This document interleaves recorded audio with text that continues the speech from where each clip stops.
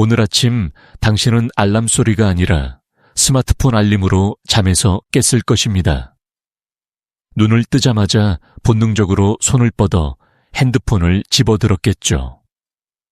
카카오톡, 인스타그램, 유튜브 뉴스 앱들이 당신의 뇌를 순식간에 자극하기 시작했습니다.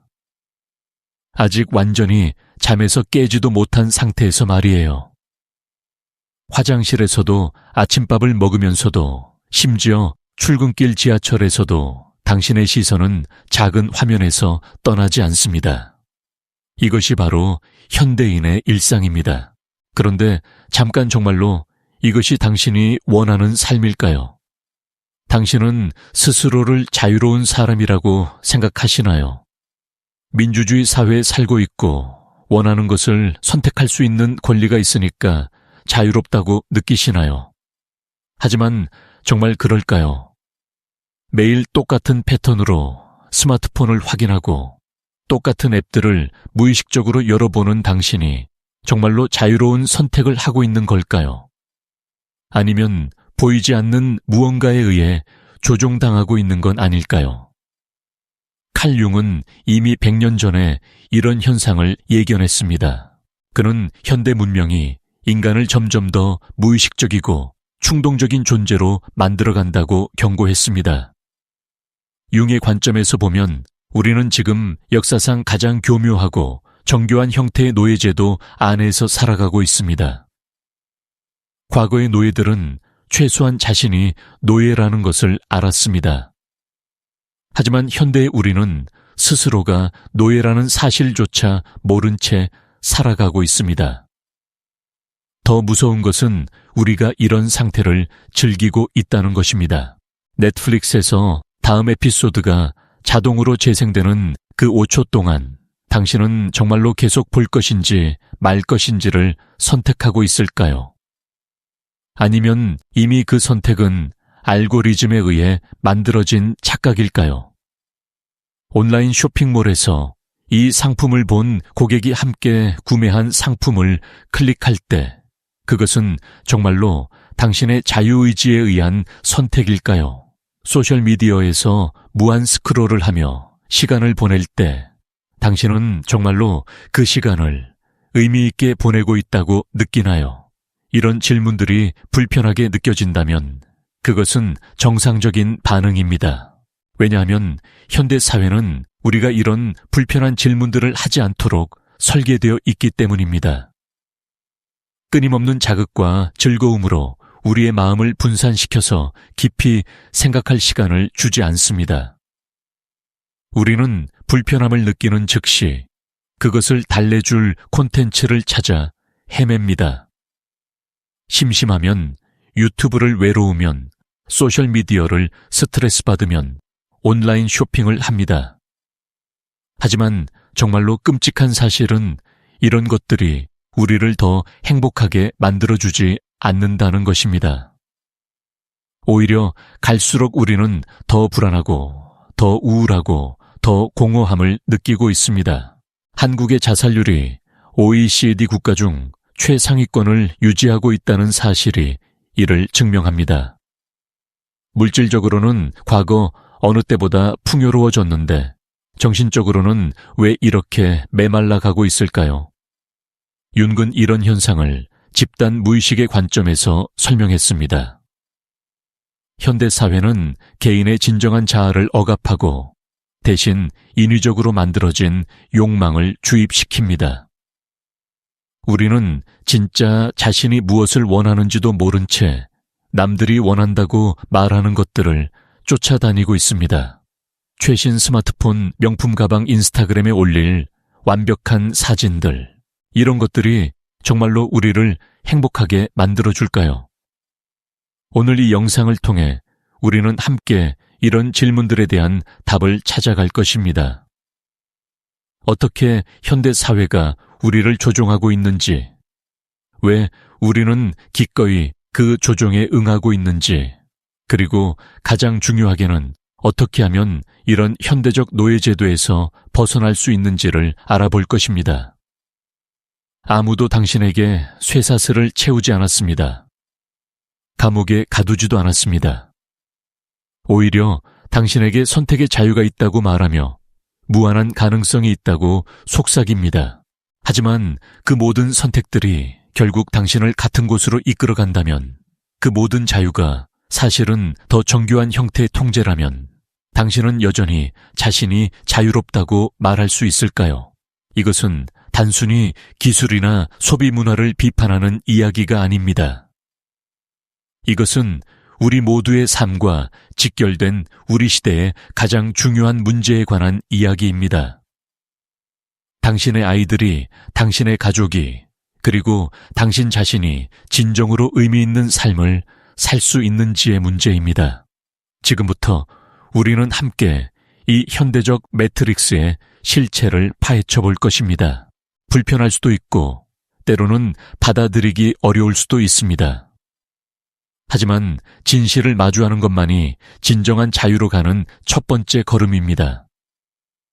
현대 사회에서 가장 강력한 통제 도구는 물리적 강압이 아닙니다. 바로 쾌락입니다. 우리는 즐거움을 추구하다가 자신도 모르는 사이에 노예가 되어버렸습니다. 이것이 바로 오늘 우리가 깊이 탐구해볼 주제의 핵심입니다. 칼 융이 살았던 시대와 비교해보면 현재 우리가 마주하고 있는 상황의 심각성이 더욱 명확해집니다. 융의 시대에도 산업화와 현대화로 인한 인간 소외 현상이 있었지만 그때는 적어도 사람들이 자신의 불행을 인식할 수 있었습니다. 경제적 어려움, 사회적 불안, 전쟁의 공포 같은 명확한 고통이 있었기 때문에 사람들은 자신들이 힘든 상황에 놓여 있다는 것을 알 수 있었습니다. 하지만 지금은 다릅니다. 우리는 고통을 느끼지도 못한 채 조종당하고 있습니다. 오히려 즐겁고 편안하다고 느끼면서 말이죠. 이것이 바로 현대적 노예제도의 가장 교묘한 부분입니다. 과거의 노예주들은 채찍과 감시로 노예들을 통제했습니다. 하지만 현대의 지배계층은 쾌락과 편의로 우리를 통제합니다. 스마트폰을 생각해 보세요. 이 작은 기계가 우리의 삶에 들어온 지 이제 겨우 15년 정도밖에 되지 않았습니다. 하지만 이미 우리는 이것 없이는 하루도 살 수 없게 되었습니다. 평균적으로 한국인들은 하루에 4시간 이상을 스마트폰을 보며 보냅니다. 1년으로 계산하면 1,500시간이 넘습니다. 이것은 거의 2달에 해당하는 시간입니다. 우리는 1년에 2달을 작은 화면 속에서 보내고 있는 것입니다. 더 충격적인 것은 대부분의 사람들이 이 시간을 의미 있게 보내고 있다고 생각한다는 것입니다. 정보를 얻고 있다고, 소통하고 있다고, 학습하고 있다고 말합니다. 하지만 정말 그럴까요? 끝없이 스크롤하며 본 수백 개의 게시물 중에서 정말로 당신의 삶을 개선시킨 것이 몇 개나 될까요? 본 수십 개의 영상 중에서 진정으로 당신에게 가치 있는 지식을 준 것이 얼마나 될까요? 융의 개념 중에 그림자라는 것이 있습니다. 그림자는 우리가 의식적으로 인정하고 싶지 않은 자신의 어두운 측면들을 말합니다. 현대 사회에서 우리의 집단적 그림자 중 하나는 바로 이런 무의미한 시간 낭비에 대한 부인입니다. 우리는 스스로가 생산적이고 의미 있는 일을 하고 있다고 믿고 싶어 합니다. 하지만 실제로는 대부분의 시간을 아무런 가치도 창출하지 않는 활동들로 보내고 있습니다. 이런 현상이 왜 발생하는 걸까요? 융의 관점에서 보면 이것은 현대인들이 자신의 진정한 자아와 연결을 잃어버렸기 때문입니다. 우리는 더 이상 내면의 목소리를 듣지 않습니다.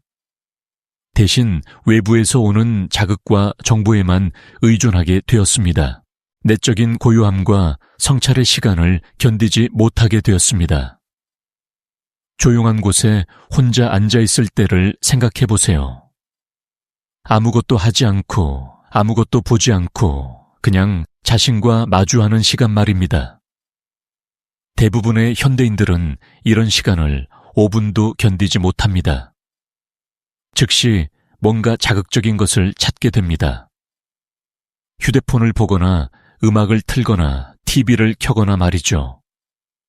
하지만 이런 고요한 시간이야말로 진정한 자아를 발견할 수 있는 가장 소중한 순간입니다. 윤근 이를 개성화 과정이라고 불렀습니다. 자신의 진정한 본성을 발견하고 발전시켜 나가는 과정 말입니다. 하지만 현대 사회는 우리가 이런 과정을 거치지 못하도록 방해합니다. 끊임없는 자극으로 우리의 주의를 분산시키고 깊이 생각할 시간을 주지 않습니다. 더 나아가 현대 쾌락 중심 문화는 우리의 뇌 구조 자체를 바꿔놓았습니다. 도파민이라는 신경 전달 물질에 대해 들어보셨을 것입니다.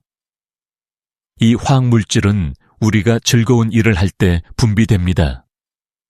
문제는 현대의 디지털 기술들이 이 도파민 시스템을 과도하게 자극한다는 것입니다.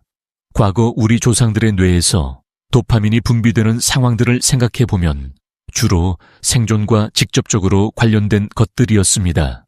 음식을 찾았을 때, 안전한 거처를 발견했을 때, 번식 기회를 얻었을 때 등등.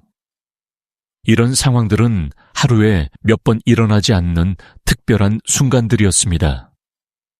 하지만 지금은 어떤가요? 카카오톡 메시지가 올 때마다, 인스타그램 좋아요가 하나씩 늘어날 때마다, 온라인 쇼핑에서 상품을 장바구니에 담을 때마다 도파민이 분비됩니다. 하루에 수십 번, 수백 번씩 말이죠. 우리의 뇌는 이런 과도한 자극에 점점 둔감해지고 있습니다. 그래서 더 강한 자극을 찾게 되고 더 많은 쾌락을 추구하게 됩니다. 이것은 마약 중독과 본질적으로 같은 메커니즘입니다. 처음에는 작은 양으로도 쾌감을 느낄 수 있지만 시간이 지나면서 점점 더 많은 양이 필요해집니다. 그리고 결국에는 그 물질 없이는 정상적인 기분을 유지할 수 없게 됩니다. 현대인들의 스마트폰, 의존성 소셜미디어, 중독 쇼핑 중독 등이 모두 이와 같은 원리로 작동합니다. 더욱 문제가 되는 것은 이런 인위적인 쾌락들이 우리의 자연스러운 만족감을 파괴한다는 것입니다. 과거에는 맛있는 음식을 먹거나 친구와 대화를 나누거나 자연을 감상하는 것만으로도 충분히 행복함을 느낄 수 있었습니다. 하지만 지금은 이런 단순한 즐거움들이 시시하게 느껴집니다. 더 자극적이고 더 강렬하고 더 새로운 것들을 계속 찾게 됩니다. 이런 상태에서 우리는 진정으로 의미 있는 활동들을 할 수 없게 됩니다. 책을 읽는 것, 깊이 있는 대화를 나누는 것, 예술을 감상하는 것, 자연 속에서 산책하는 것 같은 활동들은 즉각적인 쾌락을 주지 않기 때문에 지루하게 느껴집니다. 하지만 역설적으로 이런 활동들이야말로 진정한 만족감과 의미를 주는 것들입니다. 윤근 이런 현상을 집단 최면이라고 부를 수 있을 것입니다. 전체 사회가 특정한 가치관과 행동 패턴의 최면에 걸린 것처럼 움직이고 있다는 의미입니다. 그리고 이 최면의 핵심은 더 많은 쾌락이 더 많은 행복을 가져다 준다는 믿음입니다. 하지만 이것은 명백한 거짓말입니다. 실제로 심리학 연구들은 일정 수준을 넘어서면 물질적 풍요나 쾌락의 증가가 행복도 증가로 이어지지 않는다는 것을 보여줍니다. 오히려 너무 많은 선택권과 너무 많은 자극이 우리를 더욱 불안하고 불만족스럽게 만든다는 것이 밝혀졌습니다. 그렇다면 왜 우리는 계속해서 이런 거짓 약속을 믿고 있을까요? 융의 관점에서 보면 이것은 현대인들이 진정한 개성화 과정을 거부하고 있기 때문입니다. 개성화 과정은 쉽고 편안한 길이 아닙니다. 자신과 마주하고 자신의 어두운 면들을 인정하고 진정한 자신이 되어가는 과정은 고통스럽고 어려운 일입니다. 하지만 현대 사회는 이런 어려움을 피할 수 있다고 약속합니다. 쾌락과 편의를 통해 모든 문제를 해결할 수 있다고 말합니다. 우울하면 한구울제를, 스트레스 받으면 쇼핑을, 외로우면 소셜미디어를 처방합니다. 하지만 이런 것들은 근본적인 해결책이 아니라 단순한 회피책일 뿐입니다. 진정한 치유와 성장은 고통을 피하는 것이 아니라 고통을 받아들이고 그것으로부터 배우는 것에서 시작됩니다. 융은 이것을 십자가를 지는 것이라고 표현했습니다. 자신의 삶에서 피할 수 없는 어려움과 고통을 받아들이고 그것을 통해 더 완전한 인간이 되어가는 과정을 말한 것입니다. 하지만 현대의 쾌락 문화는 우리에게 십자가를 지지 말라고 속삭입니다. 고통스러우면 즉시 벗어나라고, 불편하면 즉시 회피하라고 말합니다. 그 결과 우리는 점점 더 약해지고 더 의존적이 되고 더 쉽게 조종당하는 존재가 되어가고 있습니다. 이런 상황에서 가장 큰 피해를 보는 것은 우리의 아이들입니다. 아이들은 태어나면서부터 이런 과도한 자극 환경에 노출됩니다. 그들의 뇌는 아직 발달 중이기 때문에 이런 인위적인 자극들이 미치는 영향은 성인보다 훨씬 큽니다. 많은 아이들이 집중력 장애, 학습 장애, 정서적 불안정 등의 문제를 보이는 것도 이와 무관하지 않습니다. 더욱 심각한 것은 이런 환경에서 자란 아이들이 진정한 만족감이 무엇인지를 경험할 기회를 잃어버린다는 것입니다.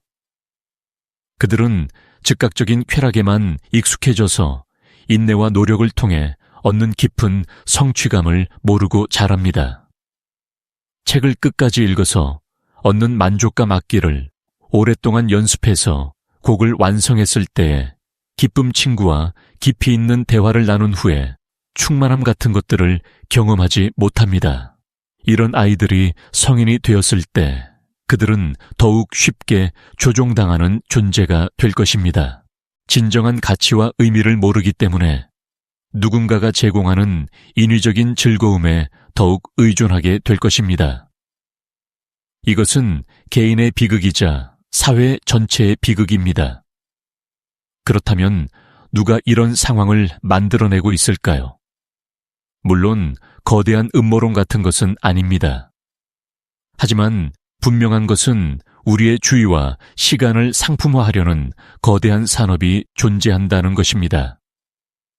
소셜미디어 회사들, 게임 회사들, 스트리밍 서비스들, 온라인 쇼핑 플랫폼들이 모두 우리의 관심을 끌기 위해 경쟁하고 있습니다.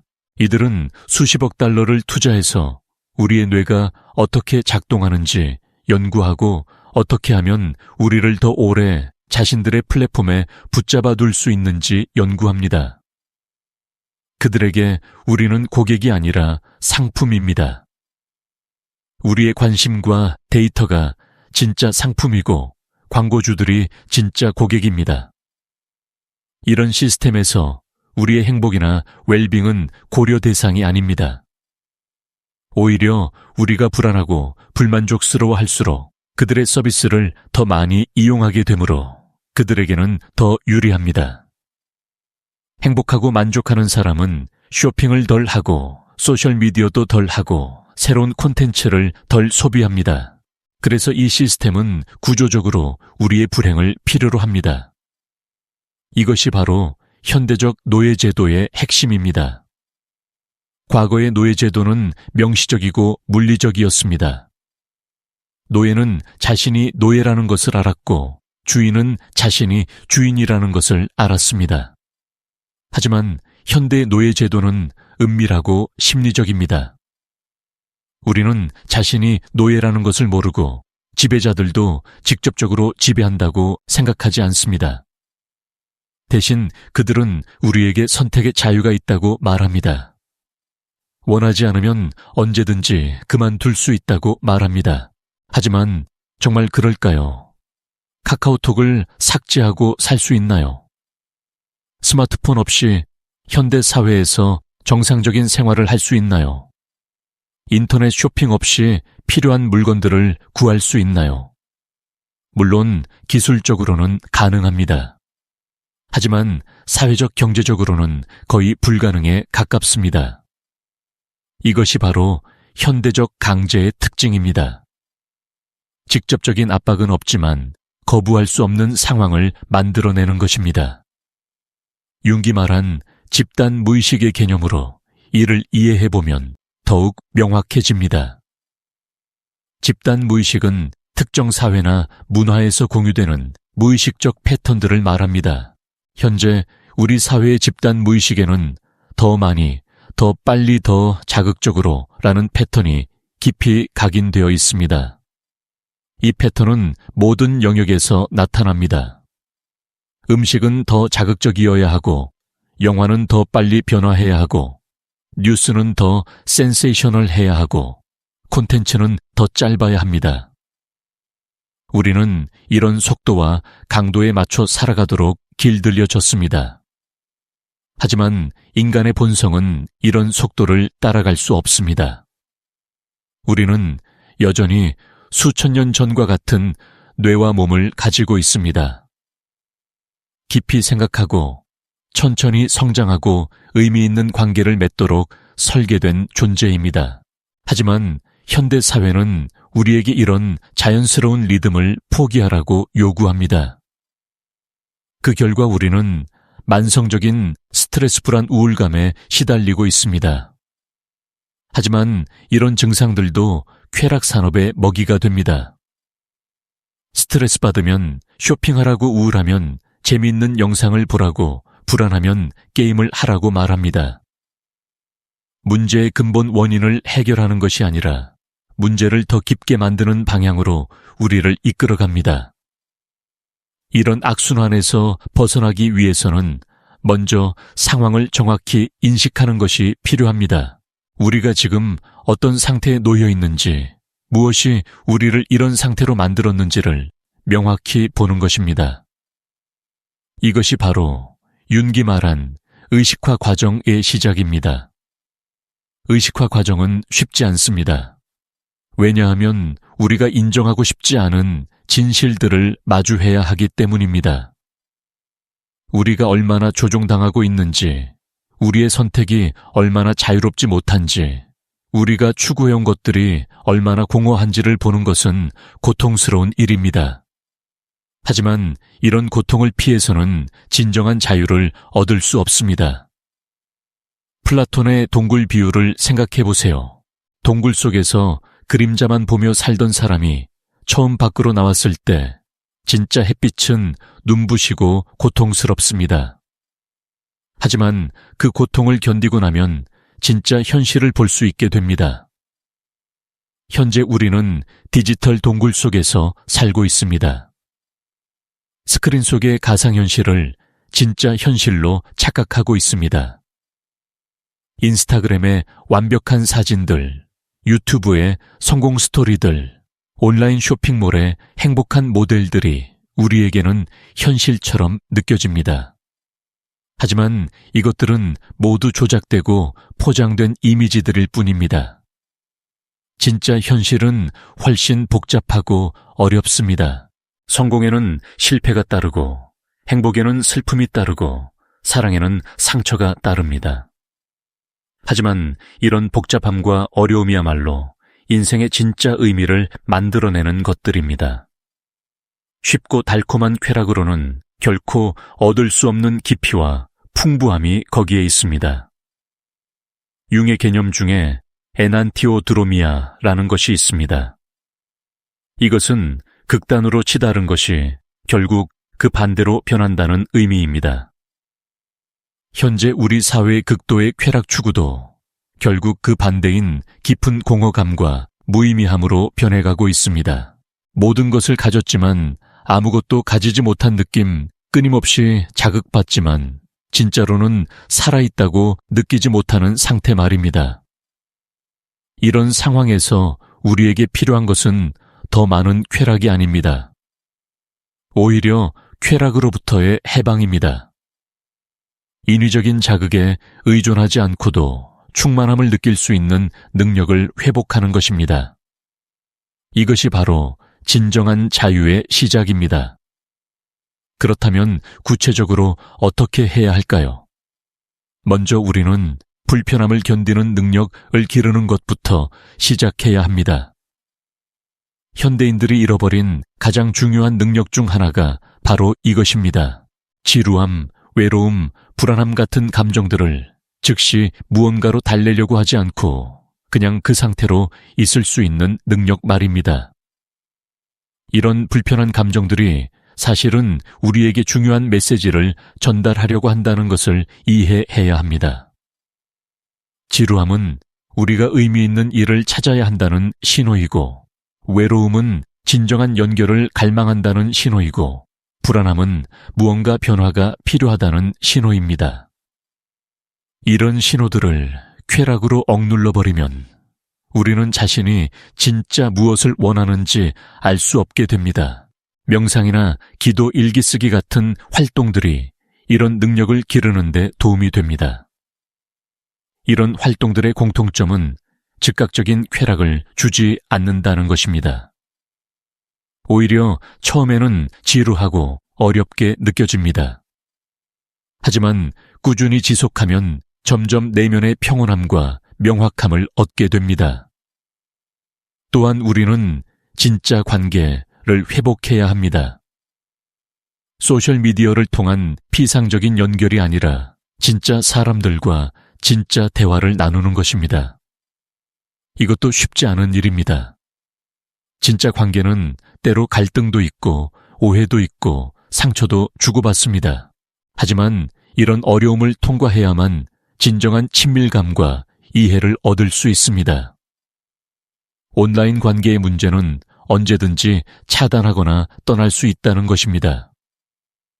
불편해지면 즉시 연결을 끊어버리면 됩니다.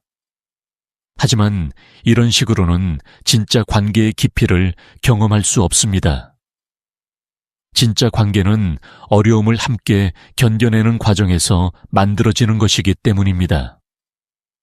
우리는 또한 느린 만족을 다시 배워야 합니다. 즉각적인 결과를 기대하지 않고 오랜 시간에 걸쳐 천천히 성장해가는 과정을 즐기는 능력을 말합니다. 책을 읽고 악기를 배우고 운동을 하고 새로운 기술을 익히는 것들이 모두 이런 범주에 속합니다.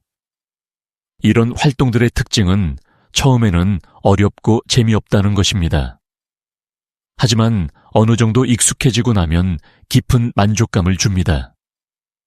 그리고 이런 만족감은 인위적인 쾌락과는 질적으로 다릅니다. 더 깊고 더 지속적이고 더 의미가 있습니다. 한국의 전통 문화에서 이런 느린 만족의 사례들을 많이 찾아볼 수 있습니다.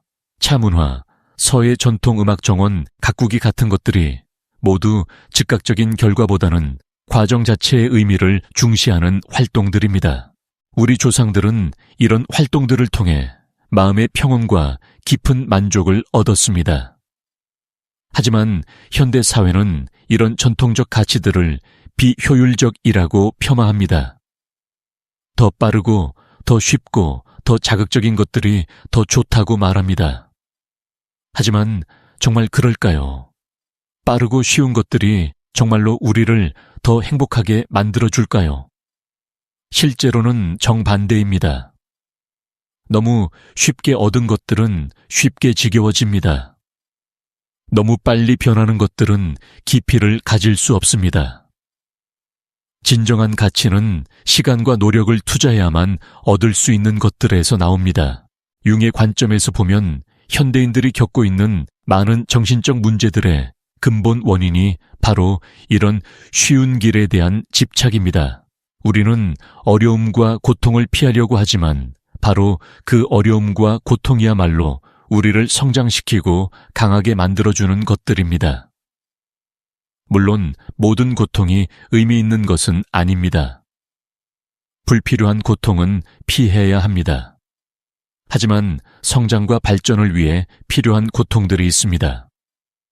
새로운 것을 배우는 고통, 자신의 한계를 넘어서는 고통 진실과 마주하는 고통 같은 것들입니다. 현대의 쾌락 문화는 이런 필요한 고통들까지도 피하라고 말합니다. 그 결과 우리는 점점 더 약해지고 더 의존적이 되고 더 쉽게 포기하는 존재가 되어가고 있습니다.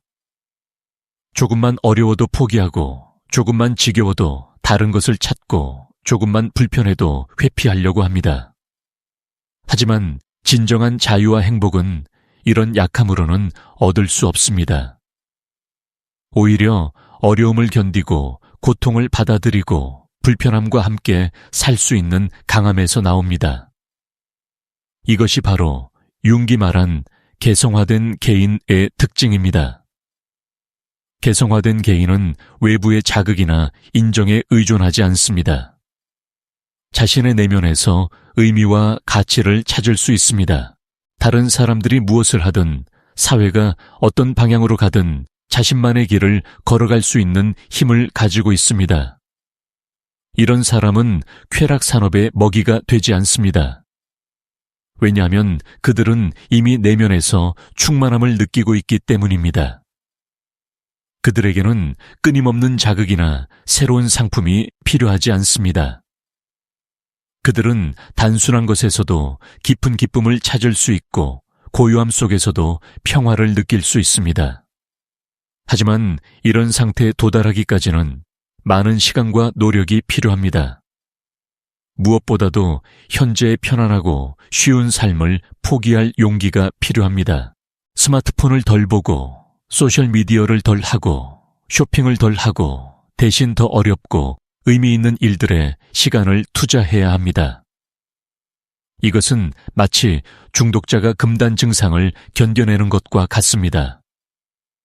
처음에는 정말 힘들고 불편합니다. 무언가 빠진 것 같고 허전하고 불안합니다. 하지만 이 시기를 견뎌내면 점차 새로운 평형 상태에 도달하게 됩니다. 인위적인 자극 없이도 충분히 만족스러운 상태 말입니다. 이런 변화는 개인적 차원에서뿐만 아니라 사회적 차원에서도 필요합니다. 우리가 개별적으로 아무리 노력해도 전체 사회가 쾌락 추구 시스템을 기반으로 움직인다면 한계가 있을 수밖에 없습니다. 따라서 우리는 함께 이런 문제를 인식하고 함께 대안을 만들어 나가야 합니다. 예를 들어 아이들의 교육 방식부터 바꿔야 합니다. 지금처럼 즉각적인 재미와 흥미를 위주로 하는 교육이 아니라 인내와 집중력을 기르는 교육으로 바꿔야 합니다. 짧은 동영상이나 게임식 학습보다는 긴 글을 읽고 깊이 생각하고 토론하는 방식의 교육이 필요합니다. 또한 일터의 문화도 바뀌어야 합니다. 지금처럼 빠른 결과와 효율성만을 추구하는 문화가 아니라 장기적 관점에서 의미 있는 일을 추구하는 문화로 바뀌어야 합니다. 직원들이 단순히 돈벌이 도구가 아니라 각자의 개성과 잠재력을 발현할 수 있는 환경을 만들어야 합니다. 미디어와 기술 기업들도 책임을 져야 합니다. 지금처럼 사용자의 관심을 최대한 오래 붙잡아두는 것을 목표로 하는 것이 아니라 사용자의 진짜 행복과 웰빙을 고려하는 방향으로 바뀌어야 합니다. 이것은 단기적으로는 그들의 수익에 손해가 될 수 있지만 장기적으로는 더 건강하고 지속 가능한 사회를 만드는 데 기여할 것입니다. 하지만 이런 사회적 변화를 기다리기만 해서는 안 됩니다. 변화는 개인에서부터 시작되어야 합니다. 우리 한 사람 한 사람이 쾌락의 노예가 되기를 거부하고 진정한 자유를 추구할 때 그것이 모여서 사회 전체의 변화를 만들어낼 수 있습니다. 융은 개인의 변화가 집단의 변화를 이끈다고 했습니다. 한 사람이 진정으로 각성하고 변화할 때 그 영향은 주변 사람들에게까지 퍼져나갑니다. 왜냐하면 진짜 자유를 얻은 사람은 다른 사람들과는 다른 에너지를 가지고 있기 때문입니다. 그들은 더 평온하고 더 확신에 차 있고 더 진정성이 있습니다. 이런 사람들이 늘어날수록 현재의 쾌락 중심 시스템은 점점 더 설득력을 잃어갈 것입니다. 사람들이 진짜 만족과 가짜 만족의 차이를 알게 될 것이고, 진짜 자유와 가짜 자유의 차이를 느끼게 될 것입니다. 물론 이런 변화는 쉽지 않을 것입니다. 기존의 시스템과 기득권들이 저항할 것이고, 많은 사람들이 변화를 두려워할 것입니다.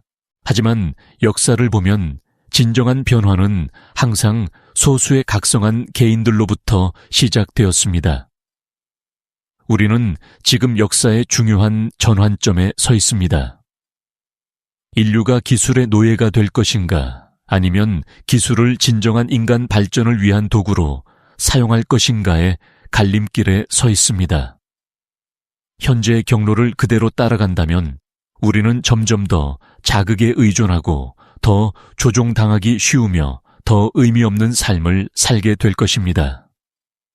하지만 다른 길도 있습니다. 더 어렵지만 더 의미 있는 길이 있습니다. 쾌락보다는 목적을 편안함보다는 성장을 소비보다는 창조를 선택하는 길입니다. 이 길을 걷는 사람들이 늘어날수록 우리 사회는 더 건강하고 지속 가능한 방향으로 변화할 수 있을 것입니다. 융의 가르침으로 돌아가보면 그는 개성화 과정이 개인의 완성을 위해서뿐만 아니라 인류 전체의 발전을 위해서도 필요하다고 했습니다. 각 개인이 자신의 진정한 본성을 발견하고 실현할 때 그것이 모여서 더 성숙한 집단 의식을 만들어낼 수 있다는 것입니다. 현재 우리의 집단 의식은 매우 미성숙한 상태입니다. 즉각적인 만족만을 추구하고 어려움은 회피하며 깊이 있는 성찰은 하지 않는 상태입니다. 하지만 더 많은 사람들이 개성화 과정을 거쳐 성숙한 개인이 된다면 우리의 집단 의식도 함께 성숙해질 수 있을 것입니다. 그렇다면 지금 당장 우리가 할 수 있는 것은 무엇일까요? 첫째, 자신의 현재 상태를 정직하게 점검해 보는 것입니다. 하루에 얼마나 많은 시간을 의미 없는 자극들에 노출되고 있는지, 얼마나 많은 결정들이 진짜 자신의 의지가 아닌 외부의 영향에 의한 것인지를 살펴보는 것입니다. 둘째, 작은 것부터 변화를 시작하는 것입니다. 아침에 일어나자마자 휴대폰을 보는 습관을 바꾸거나 하루에 30분이라도 아무것도 하지 않고 조용히 앉아있는 시간을 만들거나 일주일에 한 번은 디지털 기기를 완전히 끄고 지내는 시간을 만드는 것입니다.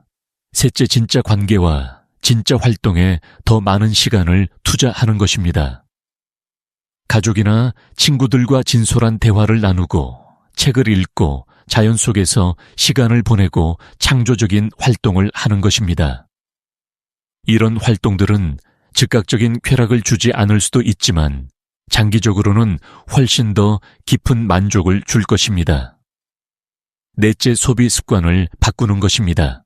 필요하지 않은 것들을 충동적으로 구매하지 않고 정말로 자신에게 의미 있고 가치 있는 것들만을 선별해서 구매하는 습관을 기르는 것입니다. 이것은 단순히 돈을 아끼는 문제가 아니라 자신의 진정한 욕구와 인위적으로 조작된 욕망을 구분하는 연습입니다. 다섯째, 학습과 성장에 더 많은 시간을 투자하는 것입니다. 새로운 기술을 배우고 새로운 관점을 접하고 자신의 한계를 넘어서는 도전을 하는 것입니다. 이런 활동들은 어렵고 때로는 좌절스럽지만 그 과정에서 진정한 자신감과 능력을 기를 수 있습니다. 마지막으로 같은 생각을 가진 사람들과 연대하는 것입니다. 혼자서는 이런 변화를 지속하기 어렵습니다. 하지만 비슷한 가치관을 가진 사람들과 함께한다면 서로를 격려하고 지지하면서 더 멀리 갈 수 있습니다. 이런 변화들은 처음에는 작고 미미해 보일 수 있습니다.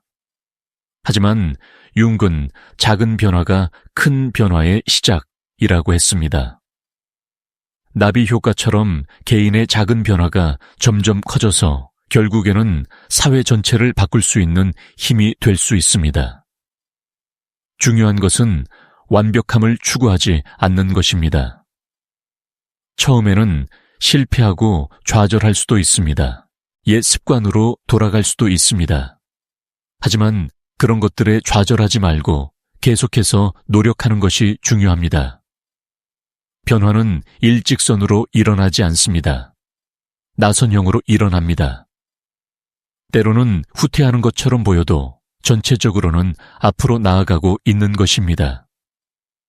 또한 다른 사람들을 강요하거나 비난하지 않는 것도 중요합니다.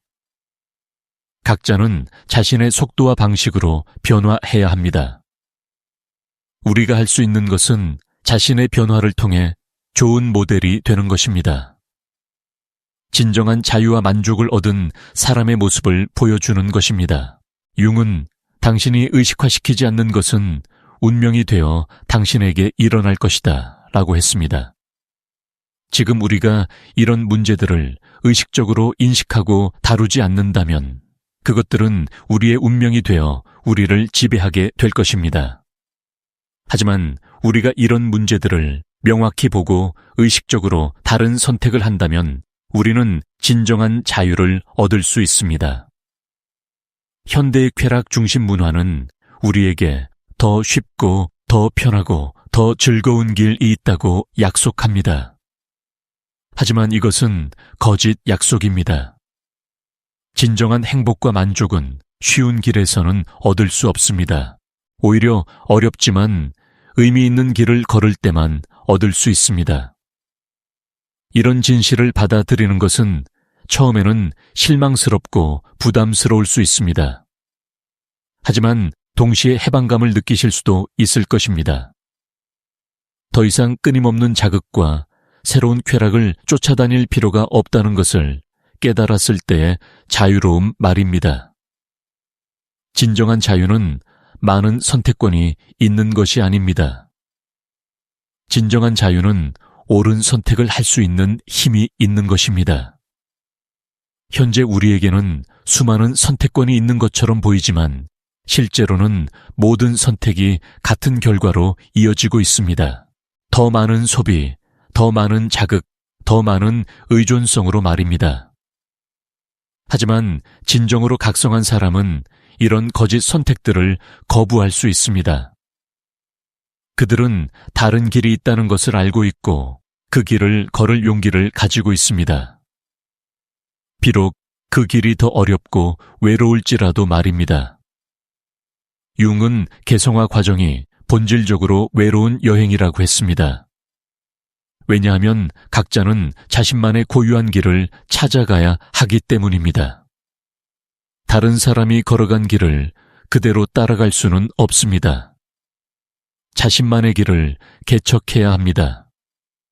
하지만 이런 외로움은 절망적인 고립이 아닙니다.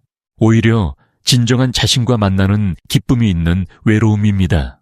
더 이상 다른 사람의 인정이나 외부의 자극에 의존하지 않아도 충만함을 느낄 수 있는 상태입니다. 이런 상태에 도달한 사람들은 현대 사회의 많은 유혹들이 더 이상 매력적으로 느껴지지 않습니다. 소셜미디어의 좋아요 수나 댓글에 일희일비하지 않습니다. 최신 트렌드를 쫓아가느라 급급해 하지 않습니다. 다른 사람들이 부러워할 만한 것들을 소유하려고 애쓰지도 않습니다. 왜냐하면 그들은 이미 내면에서 진정한 가치와 의미를 찾았기 때문입니다.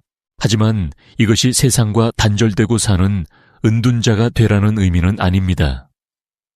오히려 정반대입니다. 진정한 자신을 찾은 사람은 세상과 더 진정성 있게 관계를 맺을 수 있습니다. 그들은 더 이상 가면을 쓰고 살 필요가 없기 때문에 다른 사람들과 더 깊고 의미 있는 관계를 만들 수 있습니다. 이런 사람들이 늘어날수록 우리 사회의 전체적인 분위기도 바뀔 것입니다.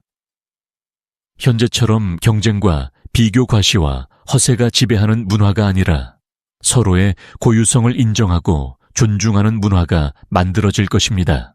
외적인 성취보다는 내적인 성장을, 소유보다는 존재를 해야 할 것들보다는 되고 싶은 것을 중시하는 문화 말입니다. 융의 분석 심리학에서 중요한 개념 중 하나가 그림자 통합입니다. 우리는 모두 자신이 인정하고 싶지 않은 어두운 면들을 가지고 있습니다. 현대 사회에서 우리의 집단적 그림자 중 하나는 바로 의존성입니다.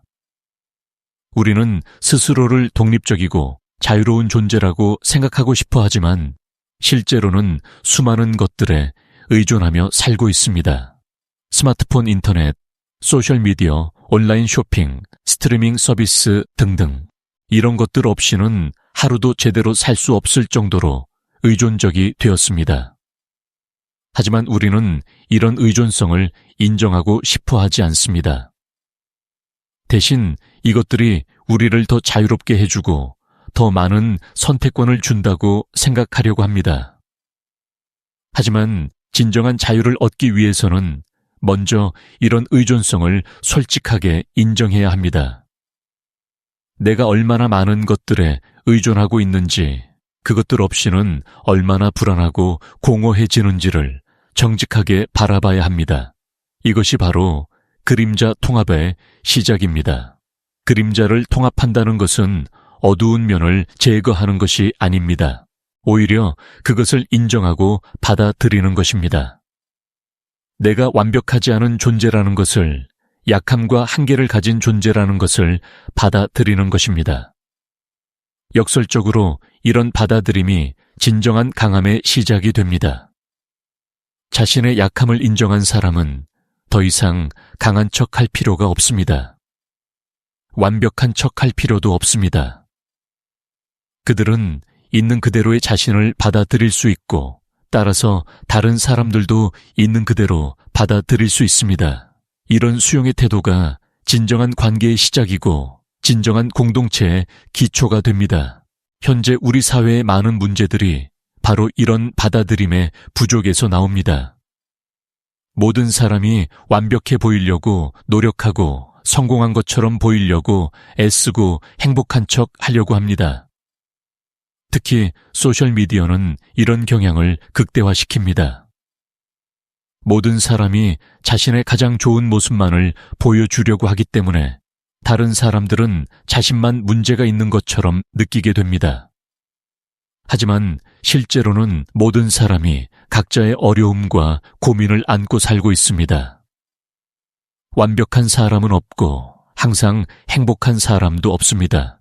이런 당연한 사실을 받아들일 수 있다면 우리는 훨씬 더 편안하고 진실된 삶을 살 수 있을 것입니다. 융은 또한 집단적 감염이라는 개념을 제시했습니다. 이것은 특정한 감정이나 행동 패턴이 집단 전체에 퍼져나가는 현상을 말합니다. 현재 우리 사회에서는 쾌락 추구와 즉석 만족이 집단적으로 감염된 상태라고 볼 수 있습니다. 모든 사람이 더 자극적인 것, 더 새로운 것, 더 편리한 것을 찾고 있습니다. 그리고 이런 패턴이 너무 일반적이 되어서 마치 이것이 정상적이고 자연스러운 것처럼 여겨지고 있습니다. 하지만 역사적으로 보면 이런 극도의 쾌락 추구는 매우 특수하고 이례적인 현상입니다. 과거의 모든 문명에서 현자들과 철학자들은 절제와 자제력의 중요성을 강조했습니다. 불교의 중도, 유교의 중용, 그리스 철학의 절제, 기독교의 금욕 등이 모두 이런 맥락에서 나온 가르침들입니다. 이들은 모두 무절제한 욕망의 추구가 결국 고통으로 이어진다는 것을 알고 있었습니다. 하지만 현대사회는 이런 전통적 지혜를 구식이라고 치부합니다. 대신 더 많이 즐기고 더 많이 소비하고 더 많이 경험하라고 말합니다. 하지만 이런 메시지를 따른 결과가 어떤가요? 우리는 과거 어느 때보다 더 풍요롭게 살고 있지만 동시에 과거 어느 때보다 더 불행하고 불안해하고 있습니다. 이것은 우연이 아닙니다. 인간의 뇌와 마음은 무한한 자극과 쾌락을 처리하도록 설계되지 않았습니다. 우리는 적당한 수준의 만족과 행복에 익숙하도록 진화해 왔습니다. 하지만 현대 기술과 마케팅은 이런 자연스러운 균형을 깨뜨려 놓았습니다. 도파민 시스템을 다시 한번 생각해보면 이 시스템의 본래 목적은 우리가 생존에 필요한 행동들을 하도록 동기를 부여하는 것이었습니다. 음식을 찾고 안전한 곳을 찾고 짝을 찾는 등의 행동들 말입니다. 하지만 현재는 이 시스템이 생존과 전혀 관계없는 무의미한 활동들에 의해 과도하게 자극받고 있습니다. 그 결과 우리는 진짜 중요한 것들에 대해서는 동기를 잃고 있습니다. 의미 있는 관계 맺기, 깊이 있는 학습 창조적인 활동, 자기 성찰 같은 것들이 지루하고 어렵게 느껴집니다. 왜냐하면 이런 활동들은 즉각적인 도파민 분비를 일으키지 않기 때문입니다. 하지만 역설적으로 바로 이런 지루하고 어려운 활동들이야말로 진정한 행복과 만족을 가져다 주는 것들입니다. 심리학 연구들은 일관되게 이런 사실을 보여줍니다. 깊은 관계 의미 있는 일, 개인적 성장이야말로 진정한 웰빙의 핵심 요소들이라는 것을 말입니다. 그렇다면 어떻게 해야 이런 지루한 활동들을 다시 매력적으로 느낄 수 있을까요? 핵심은 도파민 해독입니다. 인위적인 자극들로부터 일정 기간 떨어져 있으면서 우리의 뇌가 자연스러운 균형을 되찾도록 하는 것입니다. 이것은 마치 맛있는 음식을 너무 많이 먹어서 미각이 둔해진 사람이 며칠간 단식을 통해 미각을 회복시키는 것과 같습니다. 강한 자극에 익숙해진 우리의 뇌도 일정 기간의 자극 단식을 통해 민감성을 회복할 수 있습니다. 구체적으로는 스마트폰 사용 시간을 대폭 줄이고 소셜미디어를 끊고 게임이나 동영상 시청을 중단하는 것입니다. 처음에는 정말 견디기 어려울 것입니다. 무료하고 불안하고 뭔가 빠진 것 같은 느낌이 들 것입니다. 하지만 이런 불편함을 견디고 나면 점차 단순한 것들에서도 만족을 느낄 수 있게 됩니다. 친구와의 대화가 더 풍부하게 느껴지고 책 읽기가 더 몰입감 있게 느껴지고 자연의 소리와 향기가 더 선명하게 느껴집니다. 이것이 바로 자연스러운 감수성의 회복입니다. 한국의 전통 문화에는 이런 감수성을 기르는 훌륭한 방법들이 많이 있습니다. 차를 마시면서 향과 맛을 천천히 음미하는 다도 붓으로 한 글자 정성스럽게 써나가는 서의 계절의 변화를 세밀하게 관찰하며 시를 짓는 풍류 등이 모두 그런 예입니다. 이런 활동들의 공통점은 느림과 집중입니다. 빨리빨리 결과를 얻으려고 하지 않고 과정 자체를 음미하며 즐기는 것입니다. 그리고 한 번에 한 가지에만 집중하는 것입니다. 멀티태스킹이 아니라 싱글태스킹 말입니다. 현대인들은 멀티태스킹을 능력의 상징으로 여기곤 합니다. 한 번에 여러 가지 일을 처리할 수 있으면 더 효율적이고 더 능력 있는 사람이라고 생각합니다. 하지만 뇌과학 연구들은 멀티태스킹이 실제로는 효율성을 떨어뜨리고 스트레스를 증가시키며 깊이 있는 사고를 방해한다는 것을 보여줍니다. 진정한 집중이란 한순간에 한 가지에만 완전히 몰입하는 것입니다. 그럴 때 우리는 플로우 상태에 들어갈 수 있습니다. 시간이 멈춘 것처럼 느껴지고 자아와 활동이 하나가 되는 느낌을 경험할 수 있습니다. 이런 경험이야말로 진정한 만족감의 원천입니다. 하지만 현대의 디지털 환경은 이런 깊은 집중을 거의 불가능하게 만듭니다. 끊임없이 알림이 뜨고 새로운 정보가 쏟아지고 주의를 분산시키는 요소들이 넘쳐납니다. 우리의 마음은 마치 파도에 떠밀리는 조각배처럼 이리저리 흔들리고 있습니다. 이런 상황에서 벗어나기 위해서는 의식적으로 주의 관리를 해야 합니다. 자신의 주의가 어디로 향하고 있는지를 의식하고 그것을 의도적으로 조절하는 능력을 기르는 것입니다. 이것은 마치 근육을 단련하는 것과 같습니다. 처음에는 어렵지만 꾸준히 연습하면 점점 쉬워집니다. 명상이나 마음 챙김 연습이 이런 주의 관리 능력을 기르는데 매우 효과적입니다. 호흡에 집중하거나 현재 순간의 감각들을 관찰하는 간단한 연습들을 통해 우리는 흩어진 마음을 모으는 방법을 배울 수 있습니다. 하지만 명상실에서만 하는 형식적인 명상보다는 일상생활 속에서 하는 마음 챙김이 더 중요할 수 있습니다. 밥을 먹을 때는 밥맛에 집중하고, 걸을 때는 걸음에 집중하고, 대화할 때는 상대방의 말에 집중하는 것입니다. 이런 단순한 연습들이 누적되면 우리의 집중력은 점점 강해집니다. 융의 관점에서 보면 이런 집중력의 회복은 단순히 개인적인 능력 향상의 문제가 아닙니다. 이것은 진정한 자아와의 연결을 회복하는 과정이기도 합니다. 마음이 흩어져 있을 때는 자신의 내면의 소리를 들을 수 없습니다. 하지만 마음이 고요해지고 집중될 때 우리는 자신의 깊은 내면과 소통할 수 있게 됩니다.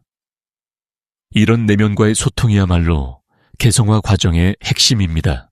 외부의 목소리가 아닌 내면의 목소리를 듣는 것, 다른 사람의 기대가 아닌 자신의 진정한 욕구를 아는 것, 사회적 역할이 아닌 진정한 자기 자신을 발견하는 것입니다. 하지만 현대 사회는 우리가 이런 내면의 목소리를 듣지 못하도록 방해합니다. 끊임없는 외부 자극으로 우리의 주의를 분산시키고 다른 사람들의 의견과 평가에만 귀 기울이게 만듭니다. 그 결과 우리는 자신이 진짜 무엇을 원하는지, 무엇이 자신을 행복하게 하는지를 모르게 됩니다. 이런 상태에서는 진정한 선택이 불가능합니다. 우리는 다른 사람들이 좋다고 하는 것, 광고에서 추천하는 것, 인플루언서가 사용하는 것들을 맹목적으로 따라할 뿐입니다. 이것은 선택이 아니라 모방입니다. 자유가 아니라 예속입니다. 진정한 자유를 얻기 위해서는 먼저 이런 외부의 소음들로부터 자신을 보호해야 합니다. 그리고 고요함 속에서 자신만의 목소리를 찾아야 합니다. 이것은 쉽지 않은 과정입니다. 때로는 자신이 원하지 않았던 진실들과 마주하게 될 수도 있습니다. 하지만 이런 진실들과 마주하는 것이야말로 성숙한 인간이 되는 길입니다. 융은 개성화 과정은 영웅의 여정이라고 표현했습니다. 안전하고 익숙한 환경을 떠나서 미지의 영역으로 모험을 떠나는 것입니다. 그 과정에서 수많은 도전과 시련을 겪지만 결국에는 더 완전한 자아를 발견하게 됩니다. 현재 우리가 머물고 있는 쾌락 중심의 삶은 겉보기에는 안전하고 편안해 보입니다. 하지만 실제로는 우리를 점점 더 약하고 의존적으로 만들어가는 함정입니다. 진정한 모험은 이런 안락함을 떠나서 불확실하지만 의미 있는 길로 나아가는 것입니다. 이런 모험을 떠나는 사람들이 늘어날수록 우리 사회 전체도 변화할 것입니다. 현재처럼 소비와 쾌락에 중독된 사회가 아니라 창조와 성장을 중시하는 사회가 될 것입니다. 경쟁과 비교 대신 협력과 이해가 중심이 되는 사회 소유보다는 존재를 갖기보다는 되기를 추구하는 사회 말입니다. 물론 이런 변화는 하루아침에 일어나지 않을 것입니다. 하지만 역사를 보면 모든 큰 변화는 소수의 각성한 개인들로부터 시작되었습니다. 그들이 다른 길이 있다는 것을 보여주었고 그것이 점차 더 많은 사람들에게 영감을 주었습니다. 지금 이 순간에도 전 세계적으로 이런 각성의 움직임이 일어나고 있습니다. 미니멀 라이프 디지털 디톡스, 슬로우 라이프 마인드풀니스 등등의 트렌드들이 모두 이런 맥락에서 나온 것들입니다. 사람들이 점점 더 현재의 삶 방식에 의문을 품고 다른 대안을 찾기 시작했다는 증거입니다. 하지만 중요한 것은 이런 것들이 단순한 트렌드나 유행으로 끝나지 않도록 하는 것입니다. 진정한 변화가 되려면 표면적인 행동 변화를 넘어서 깊은 의식의 변화가 있어야 합니다. 외적으로는 미니멀하게 살면서도 내적으로는 여전히 더 많은 것을 원한다면 그것은 진정한 변화가 아닙니다. 융은 외적 변화 없는 내적 변화는 무력하고 내적 변화 없는 외적 변화는 무의미하다고 했습니다. 진정한 변화는 안과 밖이 일치할 때 일어납니다. 내면에서 진정으로 다른 가치관을 받아들일 때 그것이 자연스럽게 외적인 행동의 변화로 나타나는 것입니다. 이런 변화를 위해서는 무엇보다도 인내가 필요합니다. 현대인들이 가장 부족해하는 능력 중 하나가 바로 이 인내입니다. 우리는 즉각적인 결과를 원하고 빠른 변화를 기대합니다.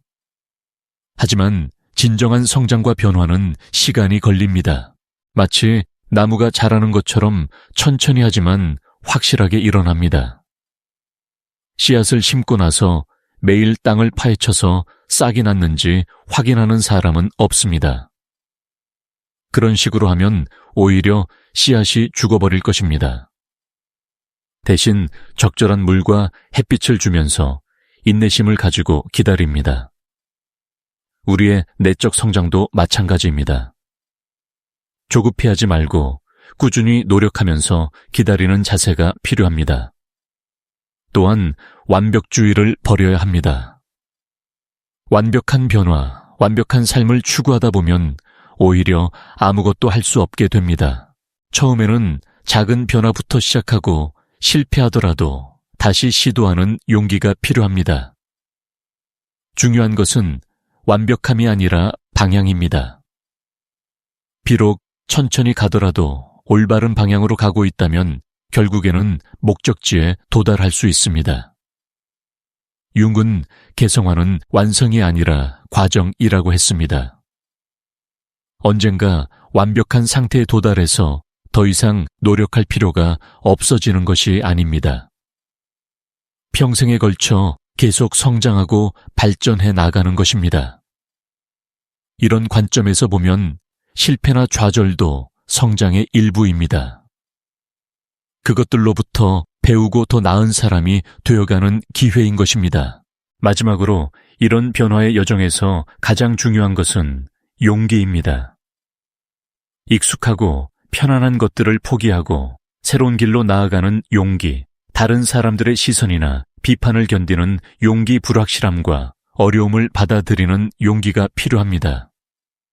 하지만 이런 용기는 무모한 용감함이 아닙니다. 오히려 깊은 지혜에서 나오는 용기입니다. 현재의 길이 결국 어디로 이어지는지를 명확히 보았을 때 다른 길을 선택할 수밖에 없다는 확신에서 나오는 용기입니다. 플라톤은 검토되지 않은 삶은 살 가치가 없다고 했습니다. 현재 우리 대부분은 검토되지 않은 삶을 살고 있습니다. 그냥 관성에 의해 남들이 하는 대로 사회가 요구하는 대로 살아가고 있을 뿐입니다. 하지만 진정한 삶을 살기 위해서는 이런 자동적인 삶에서 벗어나야 합니다. 자신이 정말로 원하는 것이 무엇인지, 무엇이 자신을 진정으로 행복하게 하는지, 어떤 사람이 되고 싶은지를 깊이 성찰해 봐야 합니다. 그리고 그런 성찰을 바탕으로 의식적인 선택들을 해 나가야 합니다. 이것이 바로 융이 말한 의식적인 삶입니다. 무의식적인 충동이나 외부의 압력에 의해 살아가는 것이 아니라 자신의 깊은 이해와 선택에 의해 살아가는 것입니다. 이런 삶을 사는 사람들이 늘어날수록 우리 사회는 더 성숙하고 지혜로운 방향으로 발전할 수 있을 것입니다. 결국 현대 쾌락 중심 문화에서 벗어나는 것은 단순히 개인적인 행복의 문제가 아닙니다. 이것은 인류의 미래와 직결된 문제입니다. 현재의 경로를 그대로 따라간다면 우리는 점점 더 얕고 무의미한 존재들이 되어갈 것입니다. 하지만 다른 길을 선택한다면 우리는 더 깊고 의미 있는 삶을 살 수 있고 후세에게도 더 나은 세상을 물려줄 수 있을 것입니다. 이 선택은 누군가 대신해 줄 수 있는 것이 아닙니다. 각자가 스스로 해야 하는 선택입니다. 하지만 우리는 혼자가 아닙니다. 같은 길을 걷고자 하는 사람들이 있고 우리를 격려하고 지지해주는 사람들이 있습니다.